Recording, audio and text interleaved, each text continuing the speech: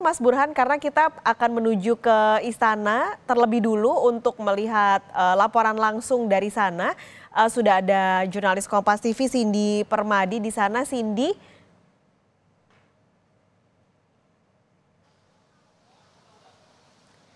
silakan laporan Anda.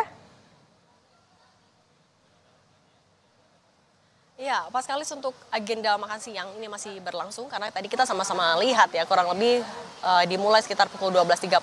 Memang kalau awalnya kita melihat jadwal dari salah satu bakal calon presiden yang juga diundang sekitar jam 12 sebenarnya. Tapi tadi kita lihat kedatangan dari masing-masing baca pres dimulai dari sekitar 12:20, kemudian hanya selang sebentar, kemudian ketiganya hadir dan langsung diterima di Istana Merdeka. Tadi juga kalau dari gambar yang sama-sama kita saksikan, diterima dengan suasana yang hangat, dengan menu rumahan yang disajikan di ruangan yang juga tidak begitu besar, dengan posisi duduk Presiden Joko Widodo bersebelahan dengan baca pres Prabowo Subianto, kemudian ada Anies Baswedan dan juga Ganjar Pranowo. Kemudian kalau kita juga melihat dari agenda ini sebenarnya memang sudah dikonfirmasi oleh beberapa pejabat sejak pagi tadi. Misalnya Mahfud MD, Menko Polhukam yang juga baca wapres dari Ganjar Pranowo sekitar jam 10 pagi tadi tiba di Istana Kepresidenan Jakarta juga sudah mengkonfirmasi kalau memang ada agenda ini dan yang diundang hanya baca pres saja, baca wapres tidak termasuk. Kemudian juga kalau dari Sekjen Nasdem, Hermawi Taslim juga sudah memberikan keterangan memastikan bahwa agenda ini tetap terlaksana pada hari ini. Dan kalau dari pandangan Partai Nasdem melihat bahwa ini adalah bentuk dukungan Presiden Joko Widodo kepada 3 bakal calon presiden seperti yang sudah disampaikan oleh Presiden Joko Widodo beberapa waktu sebelumnya. Bahwa Presiden Joko Widodo di pemilu 2024 mendukung ketiga-tiganya. Nah, kemudian juga kalau kita mundur lagi, sebelumnya dari KSP, tenaga ahli KSP ngabalin juga kepada wartawan gitu, sudah bisa sama-sama kita baca di media.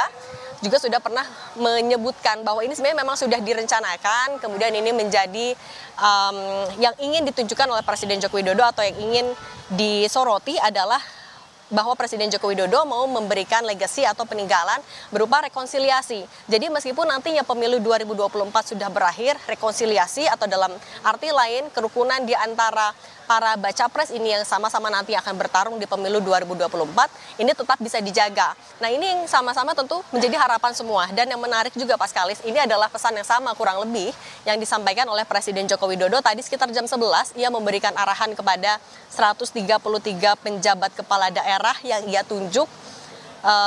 Ada beberapa pesan seperti inflasi, kemudian juga kenaikan harga pangan dan lain-lain. Tapi di akhirnya yang jadi pesan dari Presiden Joko Widodo adalah soal menjelang tahun politik. Pertama kepada penjabat kepala daerah ia meminta agar bisa membantu tugas KPUD dan juga Bawaslu tidak mengintervensi, kemudian meminta agar bersikap netral, dan 3 untuk bisa menjaga kerukunan di tataran bawah. Apabila ada percikan-percikan yang terkait dengan politik diminta untuk diselesaikan secepat-cepatnya. Apabila ada masalah yang tidak tertangani sendiri bisa dilaporkan ke Mendagri, jika tidak bisa juga baru ke Presiden. Tapi dengan catatan apabila bisa diselesaikan sendiri, diselesaikan secara secepat-cepatnya.